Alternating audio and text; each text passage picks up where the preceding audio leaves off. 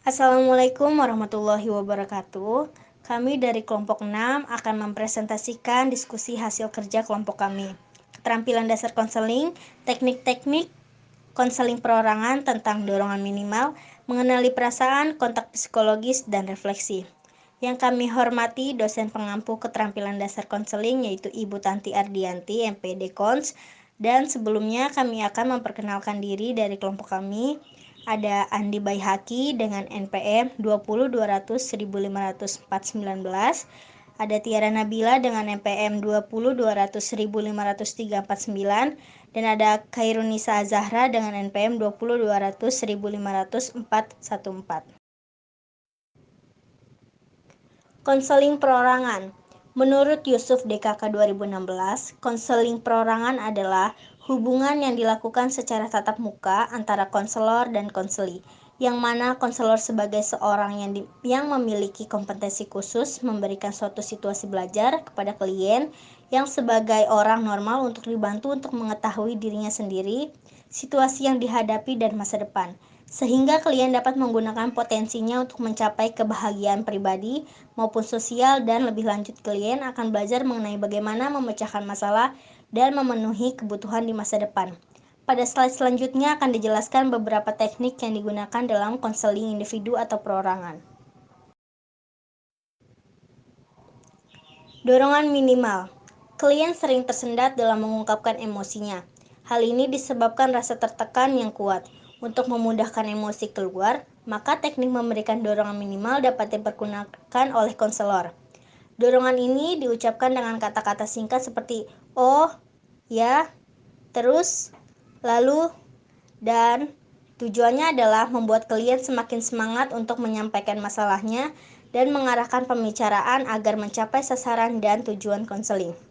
Dorongan minimal tidak hanya diucapkan dengan kata-kata, bahkan dengan isyarat, yaitu anggukan, gerakan anggota badan, atau pengulangan kata-kata kunci yang menunjukkan bahwa konselor mempunyai perhatian dan ikut serta dalam pembicaraan klien.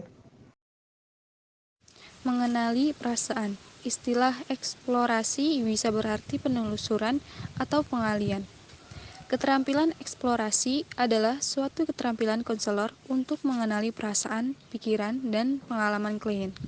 Keterampilan ini penting karena dalam konseling terkadang klien menyimpan rahasia, menutup diri, dan diam seribu bahasa atau tidak mampu mengemukakan pendapat secara terus terang. Melalui keterampilan ini akan memungkinkan klien untuk bebas bicara tanpa rasa takut, tertekan, dan terancam.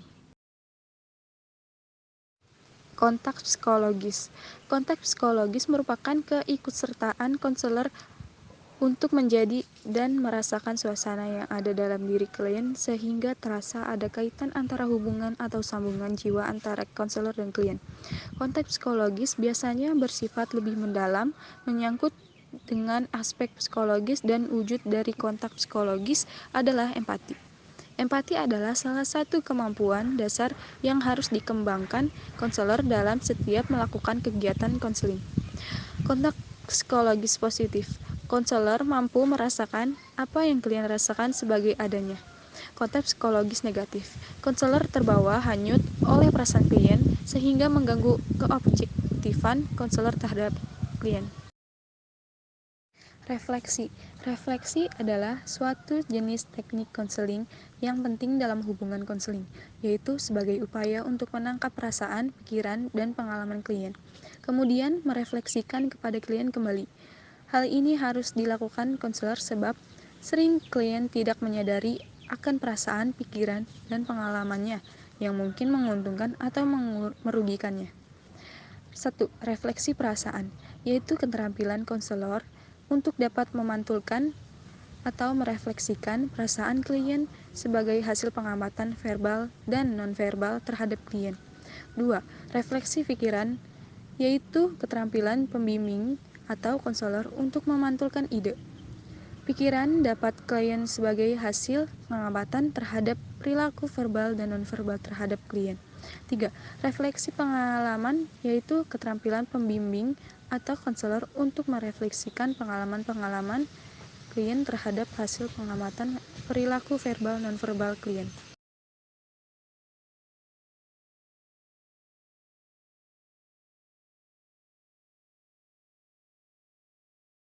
Assalamualaikum warahmatullahi wabarakatuh, Pak. Waalaikumsalam warahmatullahi wabarakatuh. Zara ya?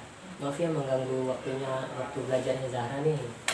Jadi saya akan melakukan konseling individu atau konseling perorangan yang sudah kita bicarakan sebelumnya. Nah, sebelumnya ini Zara apakah sudah pernah merasakan konseling individu atau konseling perorangan gitu? Belum, Pak. Baik, seperti yang pernah Bapak sampaikan sebelumnya di kelas, konseling perorangan adalah proses bantuan yang diberikan oleh guru BK atau konselor untuk membantu seorang klien atau seorang siswa dalam menyelesaikan masalahnya, dan diharapkan seorang klien ini mampu menghadapi masalahnya secara mandiri. Nah, kemudian konseling individu itu juga ada asas-asasnya, banyak asas-asasnya, tapi yang paling utama dan salah satunya adalah asas kerahasiaan. Asas kerahasiaan ini segala permasalahan atau informasi yang ada pada diri klien itu mampu dijaga oleh seorang konselor. Oh, jadi permasalahan saya bisa terjamin kerahasiaannya, Pak? Iya benar, permasalahan Zahra akan terjamin kerahasiaannya sama Bapak. Baik, Pak. Saya sudah mengerti. Oke, sekarang kita duduknya santai aja ya. Sekarang Zahra bisa menceritakan permasalahannya kayak gimana. Jadi tuh saya sering ngebantah perintah orang tua. Nah, setelah itu saya merasa salah dan sedih. Oh, jadi sering ngebantah gitu ya? Habis ngebantah gitu sering rasa bersalah sama sedih ya? Iya, Pak. Merasa bersalah sama sedih. Tapi saya malah tetap mengulangi itu lagi. Sering ngebantah. Emang contohnya apa sih?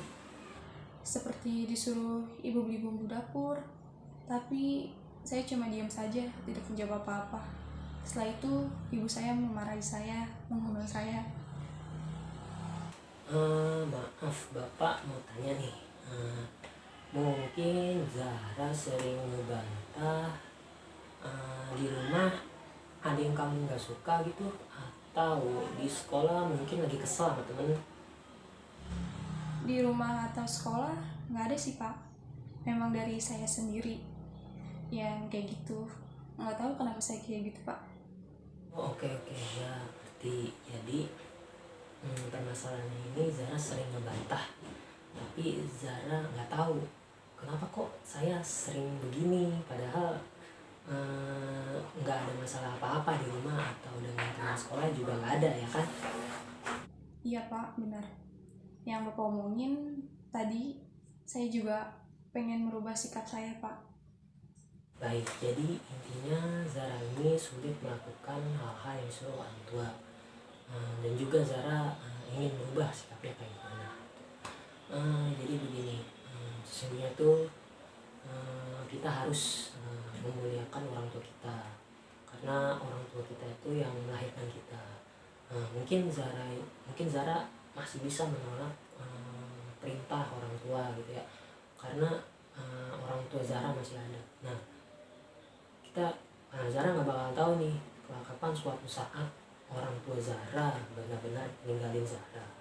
Nah, makanya dari itu bisa mungkin orang tua masih ada, kita harus berbakti kepada orang tua, terus patuhi nasihat-nasihatnya, dan juga yang paling penting itu doakan untuk kedua orang tua kita juga, tuh kedua orang tua Zahra. Nah, itulah yang paling baik dilakukan. Nah, mulai dari sekarang Zahra bisa kan patuh kepada orang tua?